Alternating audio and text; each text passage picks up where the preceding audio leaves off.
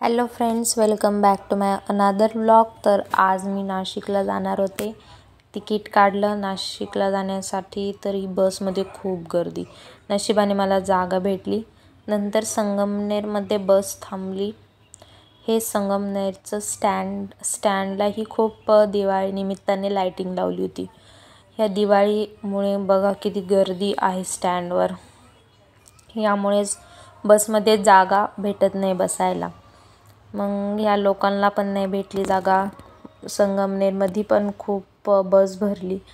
हे संगमनेरच्या स्टँड बाहेर ST वगैरे इथून जात असतात. सगळ्या लोकांचं काही ना काही चाललेलंच असतं आपल्या लाईफमध्ये.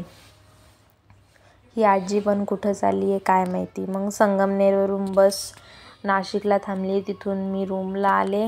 रूममध्ये बापरे केवढा पसारा पडला होता.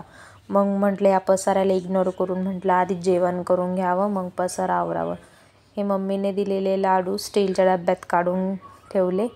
मग जेवण वगैरे करून घेतलं. पसारा एका ठिकाणी मांडून दिला. सगळं आवरल्यावर झोपून गेले. So bye.